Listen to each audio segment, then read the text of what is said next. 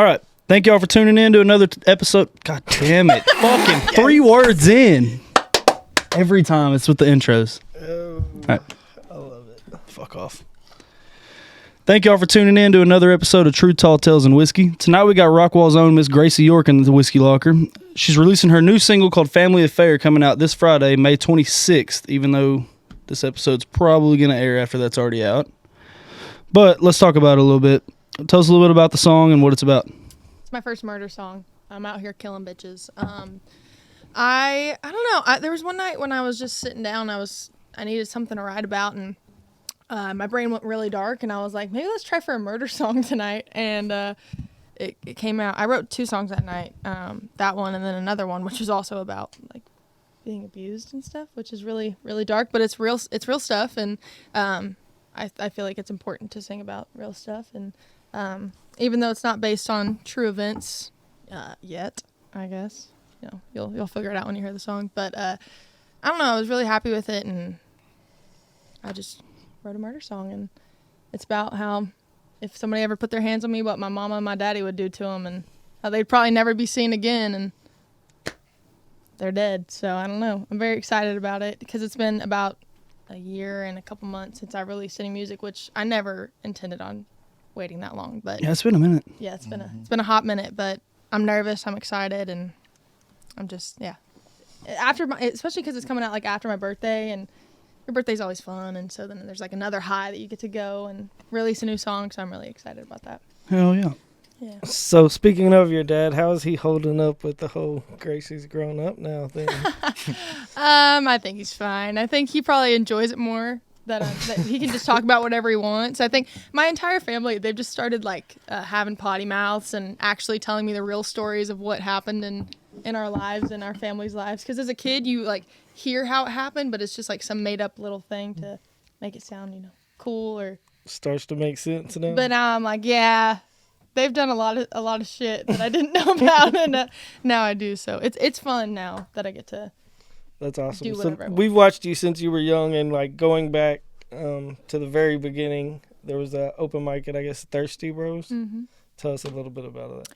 Yeah, I started just posting stuff on social media and trying to get my name out there, and I was invited because of somebody that I work with, Brad. He said, you need to go out to Thirsty Bro and do this open mic because you can meet a lot of people. And I was like, I don't know. I hadn't really done anything with like my own music. I did talent shows and stuff growing up, but I never sang my own songs in front of people. And so I was like, I'll go and I'll watch them and see how it's done, but I'm not going to get up there because I was literally in the corner just like shaking. I was so nervous. And Michael Summers was sitting up there, and he looks over at me, and I was like, oh shit.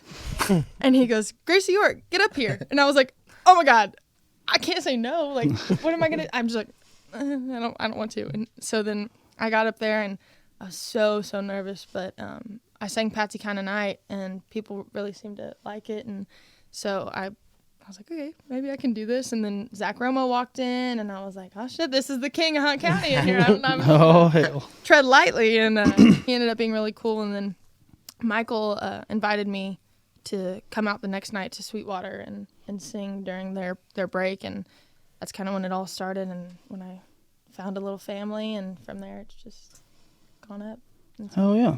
yeah. How old were you when that happened? 'Cause So I was 17 when I started, and then I was still 17 when I released my first song because I turned 18 in May. So yeah, I released the song in March and then turned 18 in May. So freshly 18 when I started. Pretty young, but I was also I don't really talk about it much, but now that I'm about to be 21, I don't really care. I've tried to like keep it hidden just because I want to play at these bars, but I don't care anymore. But yeah, I was freshly 18 and out of high school finally, and Because it's really neat watching that whole, you growing up in front of us, and, Yeah. and you know, like you're playing to million. You had millions of streams on Spotify. Mm-hmm. So what's that been like? I feel like a lot of the time when like bigger things happen for me, I don't really process them right until like later on down the line. And so when I hit 1 million streams on Texas Rain, it didn't really hit me until a couple months later, and I was like, holy hell, that's a lot of people that listen to that song. I think it's just mainly me and Shelby. Like, my daughter listens to that like every day. I'm pretty sure you owe her like at least a couple pennies. And that's fine. I mean, that's fine. Thanks for the payment. I really appreciate There's it. times at work where I'm going, to the job site with my buddies, my coworkers, and Texas Rain comes on. Oh, yeah. And I'm like, that's my girl. I know her. Like, no way. And I'm just like, in my heart, just like, joy. It's awesome. That's awesome. Yeah. No, it's just really, I don't know. I just didn't expect it. I knew that people liked it already because I'd posted that cover of it and they responded well to it. But I didn't expect it to do what it did in a year. And I'm just really glad they said yes to letting me cut that song, because if they would have said no, I would have been really upset. But I'm really excited about this new music, though. And as much as I love Texas Rain and all that it's done for me, and I'll always be grateful for that song, I want one of my songs to do what Texas Rain has done. And I'm feeling really good about these new stuff, and because I recorded it in Nashville and with Ryan Usman at Amber Sound, and it's honestly my favorite stuff I've ever done in my whole life. So I'm really, really excited. Speaking of new music, you invited me and Jared to be a part of a music video for another new song that's coming out. You want to tell us anything about that song at all? I actually have no idea what you're talking about. Now that you say that doesn't ring a bell. No, not at all. Did you know about a music video? I just remember the corn dogs. Oh, okay. I'm sorry. Yeah, no. Shout out Swinging Doors of the Mini Corn Dogs. Yeah, mini corn dogs. I actually didn't even have any, but I love corn dogs. Anybody that knows me knows I love corn dogs. Oh, we did. The Jaeger and the corn dog mix. Yeah. Good night. Not a rough night. Good night. No, we filmed a music video, my first ever music video, which is so insane to say because I've been looking forward to doing that my whole life. I mean, there's home videos of me on our little VHS camcorder of me singing like Sugarland and Rascal Flatts when I was like 2 with my little karaoke microphone, and then I had a Hannah Montana wig on one time, and I was doing a little concert in the kitchen, and so it's really crazy to get to do that and see how that process works, and it was just so much fun. It was a long 2 days, but so worth it because, I mean, it's a music video. Like, that's so cool. That's so cool to say that I have my own music video, you know? Absolutely. And even though you won't tell anybody what song it's for yet. nope, it's a secret. It's a secret, but I'm very excited about it. Thank y'all for being a part of it, too. Absolutely. Heard y'all got sloshed. All y'all gotta do is tell us. All you gotta do is tell us to come out to a bar one night. We there. She literally said, I knew that was just okay. act like yourselves. Okay. Every time I Oh, look we at you, I'd did be like, that. shots? And I'd be like, no, guys, I gotta work. But it was fun. No, I'm very, very excited for everybody to see it. I've Hell watched yeah. it like a million times already, so. Yeah. No, it's exciting. So that part will be announced soon. Yeah. But all right. So Graycie, you've played some big shows like LJT, Born and Raised Music Fest. Probably some other artists that you want to shout out. Some other artists you played with that Yeah. were really enjoyable.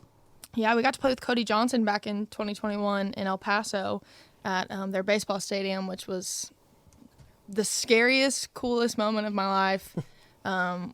We were first to go on, but there was still at least like 2,000 or 3,000 people there because they wanted to get a good spot for Cody, you know, and it being my first stadium show, like baseball stadium, which was really, really cool. We got to, our green room was the umpire's green room, and I got to talk to Cody, and he was the most humble, down-to-earth guy and had so many good things to say and so much good advice, and it was so fun. And he even came out during our set and stood side stage and watched us. And I'm so glad I didn't see him because I would have pissed my pants if I would have seen him standing there.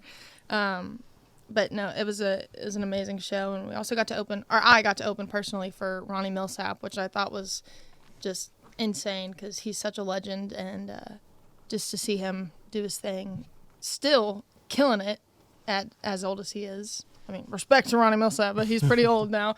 No, that was amazing, and I cried during sound check because his sound guy is Dottie West's son. And Dottie West was like best friends with Patsy Cline, and obviously I'm a huge Patsy Cline fan. And so I was just sitting there like watching Ronnie sitting next to Dottie's son, and I was just like crying. I was like, I don't even know why I'm crying. It's just like the best moment of my life. And we got to do it in an old Mason's Masonic temple in Fort Smith, Arkansas, and it was so insane. Those two shows are definitely ones that I will never forget because they were so cool. Oh yeah. Especially so early in my career, too, that I was just like, I don't know how you know about me, but I'm not going to say anything. I'm just going to show up and play my best. And Yeah, it was amazing. Yeah, brother. Yeah, we'll just ignore the fact that you told Ronnie Millsap that he was old on our podcast. Yeah, well, so I thought I killed him. He, yeah, no, I thought I killed him. I walked back there to meet him because I think it was like his manager, like just his like day manager or whoever it was that worked for him, and she's like, "Do you want to meet him?" And I was like, "Yeah, absolutely." And so we walked back there, and I mean, for those that don't know, I mean, most people do. He's blind, and he was sitting there in his chair, and he was just kind of staring up at the corner. And I walked in, and I was like, "Hi, Ronnie. I'm Graycie.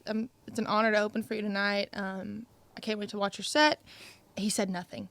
He just sat there and stared at the corner, and he said absolutely nothing. Didn't move, and I was like, "Oh my God, he cannot die on my watch. Like, this cannot happen right now. Ronnie Millsap cannot die while I'm in the room right now."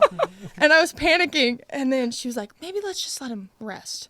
So I guess he was asleep or something. I don't know, and his glasses were off. And that's the thing, like, you never really see him without his glasses either. And so I thought I killed him. And then literally 30 minutes later, he gets on stage just as lively as can be. And I was like, oh, thank God. I really thought he was dead. And so then I met him after the show, and he was so sweet. And he, like, held my hand, and I was like, I'm never washing my hand again. You know, like, hopefully this, like, rubs off on me, this legendary status. And, no, he was very, very sweet. We took a picture together, and I'll cherish that moment forever. Hell yeah. But I thought I killed him for a little bit. But thank God I didn't, so. All right, so mention on Dakota's Ritter episode, there's a Twitter page dedicated to yours and that man right there's forehead. Mm-hmm. Who made that page, Jer? Yeah. I don't remember. I was blacked out that night. I remember it being you, actually. That's you say that. You know when and where it happened?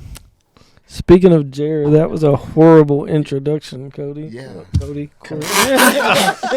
My fucking co-host on these episodes for how long? You're gonna call me Cody? He doesn't even remember your name. It's the tequila. It's the tequila. Well, Just brought me in here to talk shit to me.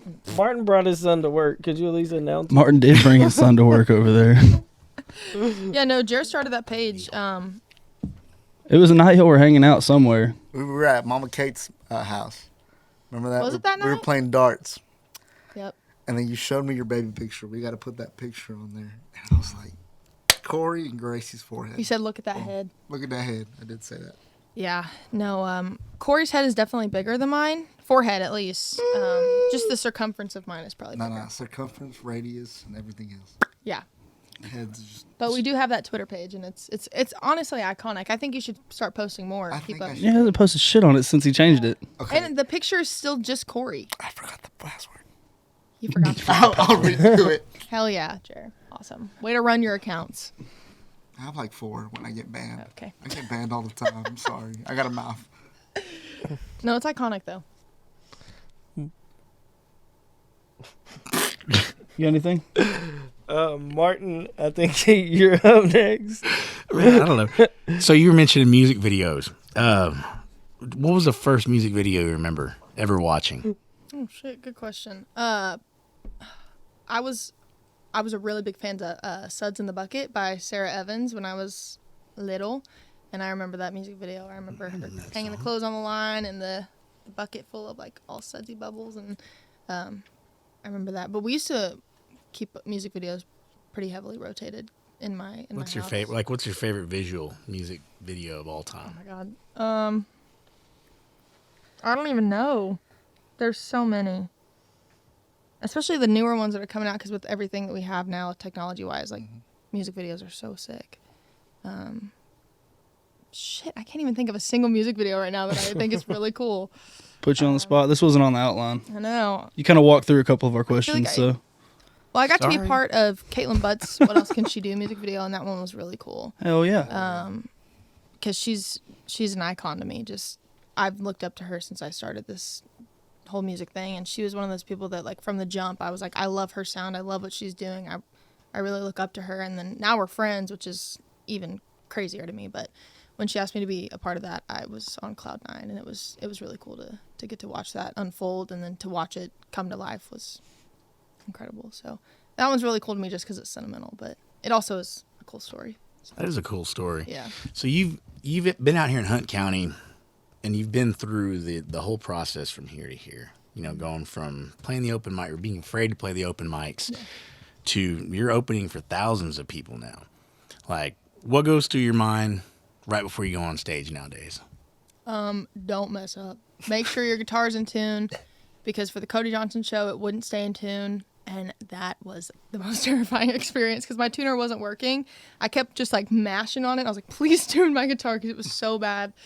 No, but now me and my band, we pray every time before we get on stage. And that helps me kind of just like ease my anxiety or like my nervousness or anything like that.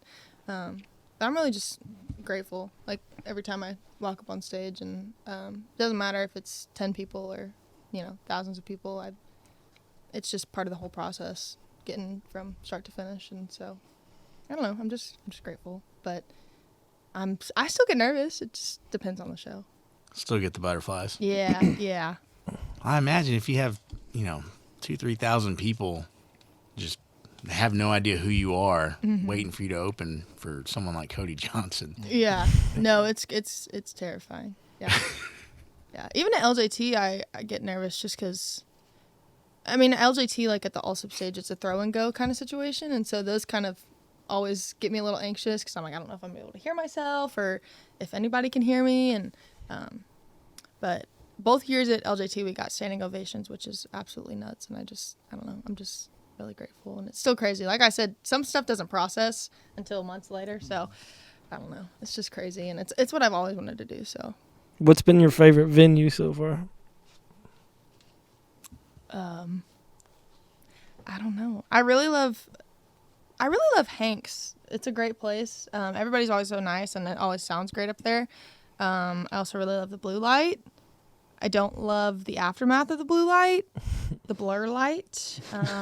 But it's always. I feel like Lubbock fans are a different kind of fan base, and they're very passionate about who they like. And same with like College Station. I always have a really, really good time at like the Tap or Hurricane Harry's, and I don't know.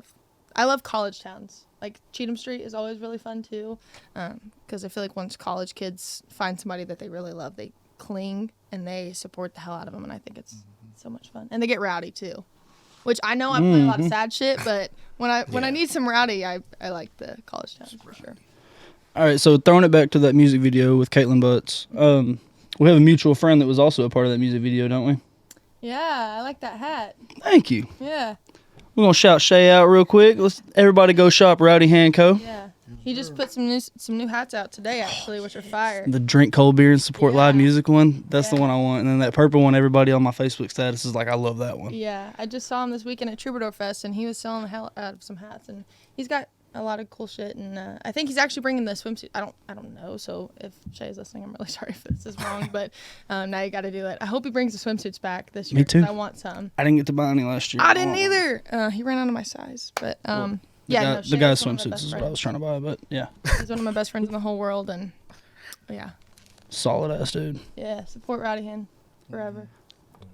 All right, Graycie. So you have any new shows coming up that you want to shout out, maybe promote a little bit, or anything we can look forward to? When's this coming out? It'll probably be 3-ish weeks, maybe. Oh, okay. Then never mind. I was gonna say Southern Junction, but that's already passed. Yeah, yeah. Great show, by the way. Yeah, thank you so much. Thanks. It was so much fun. Thanks to everybody that came out.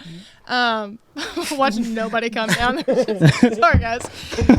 Knock on wood real quick. Yeah. Make sure we all Yeah, thank you. I don't even know what shows we're doing right now. Yeah, we We're had playing somebody else in Legacy here a while Fest. back. We're doing Highway 30 Fest in Idaho, hell yeah. which will be so sick. We're on Wednesday, which is the all-female day, and Lainey Wilson is headlining, and I'm going to pass away when I see her probably. I would too. Yeah. Yeah. No, she's incredible, and I can't. And Morgan Wade too is on that day, and she's incredible live too. And Shit. I mean, That's my wife. It's a stacked day for sure. So what day is that? It's June 21st. It's my birthday. I'll be there. That's not your birthday. Fuck. Your birthday Just was one- last week. Is this one of those events that everything's gonna be sold out? I actually think that our day is close to selling out. Yeah, no, it's gonna be so. I've never been to Idaho. I don't know what to expect. But I mean, it's a stacked lineup. I mean, there's there's whiskey, there's Whiskey Myers, Dylan Wheeler. Like, there's a million, but Tanner Estry, like, all of my close homies are there, and I'm very, very excited. I'm trying to figure out if I can stay, like, all weekend. Right. And just fly back, because I want to see everybody, and I think it's going to be so fun. But, yeah, no, I'm excited. Very, very excited. That's amazing. Like, Yeah. you just mentioned, like, some really badass artists. Yeah. So you get to fly out and do, like, a festival with them. Oh, no, we're driving. We're driving to Idaho. Oh, We're taking the gravy train, and we're going to Idaho. And Gravy Fork. yeah. Yeah, that's Graycie me. fucking York over there. Yeah, we named our van the Gravy Train, and it's gonna get us there, hopefully. Please. No, it's gonna be so much fun. I'm very, very excited. So you got to give us some, who are your childhood influences? Like, what got you to sing? Like, I mean, we know your first single.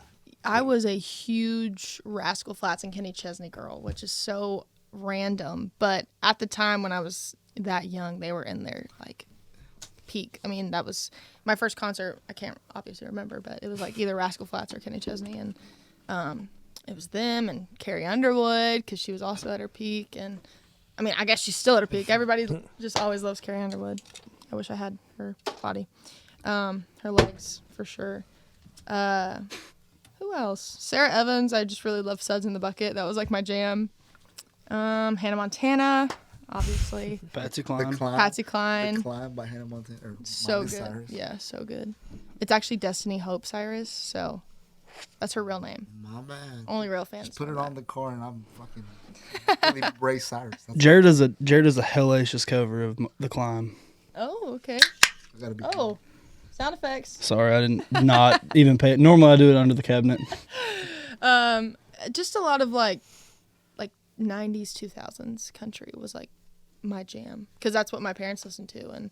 But also my dad like was always playing like Maroon 5, or like, it wasn't just strictly country. It's been a little bit of everything, like My Chemical Romance. Like, I love My Chemical Romance because my dad listened to it all the time, and so it's just like I have a whole mix of all these genres because my parents were constantly playing this different stuff. And I'm really grateful for that now, because it shows in my music. And when I'm in the studio doing different things, I'm not just mainly focused on country. I think in the future, I would love to do like a pop album, or like something completely different from country, because I don't want to just seclude myself into one little box. Country will forever be like my home and where my heart will always be, but I want to like branch out and do different stuff, because I think it'd be so cool to get to do that whole process of, Oh yeah. yeah. So what's next then? If you could, like, if you had like $1 million budget right now and you could just do whatever you wanted, what would you do next? Like a Joan Jett style album, that'd be badass. Yeah, that'd be fun. I would love to do like a rock album. I just don't know if I have the Gracie's gonna go metal. guts. Go metal. It's Patsy kind of night. Yeah, I don't know. Man, I don't know. I'd probably just do an album, honestly, because albums are expensive. They're really expensive. I don't know. That's a Still stick to the country genre, singer-songwriter Yeah. thing? Or Yeah, would you for venture sure. out? I think, I don't know, I feel most like myself when it's the country songwriter thing. You and a guitar? Yeah, for sure. But I mean, I would really love to do pop stuff too. Like Kelsey Ballerini just released an EP, and it's more pop than country in my opinion. I think it's one of my favorite releases like currently. So I would love to do something like that, and just I don't know, just do different things. I could even like do some like worship stuff. I'd be down for that. Do some Oh worship. yeah. Or do rock if I could. I don't know. But I just think it'd be fun to branch out and get to do this. Like Dolly Parton, she's releasing her first ever rock album. And that's so badass. Like, that'd be so cool to do a whole rock album. That is awesome. I remember hearing about that. Just Yeah. thinking like, holy shit. Yeah. You know? I need to do some Aretha Franklin. We'll see. Oh, that'd be fun too. Yeah. I also am like a big fan of like jazz and stuff. I think it'd be cool to like do a jazz thing. I don't know. I want to do like everything. Just I got a do lot of it. Time. Yeah, just Just do it. Please give me a lot of time to do all these things. Please. Yeah. No, we'll see. I don't know. $1 million is a lot of money. It is, but I think if you're recording an album however you want. It goes quick. True. And promo and stuff is Yeah. expensive. You want people to listen to it. Yeah. Put all that work into it. Yeah. Hopefully they listen. Hopefully. Please listen to my new single, Family Affair. Came out on May 26th. Stream it right now. Actually finish this and then stream it. There you go. Yeah. Yeah. Give us a like. Homies helping homies. Subscribe. All right, Graycie. It's been a good episode with you here on True Tall Tales and Whiskey, even though we brought Jear out here. Say it like that's a bad thing. I'm not going to lie. We were kind of skeptical about giving him a mic at first. He put those glasses on. Shout out, Matt. Yeah, shout out to Matt Insland's glasses. Shout out to I'm the Matt. center of the group, if you haven't heard. The center.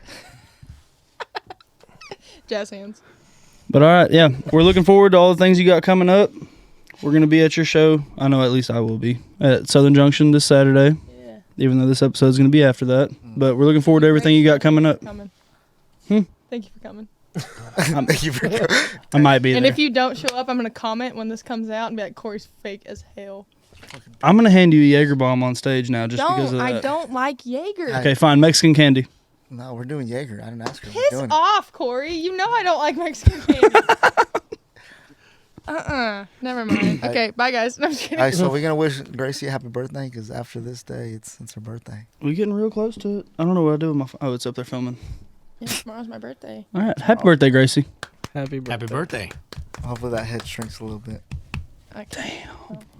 Hey, I want to be talking if I was you, motherfucker. Hey, you said the glasses are a little tight on your head, didn't you? swinging. Yeah.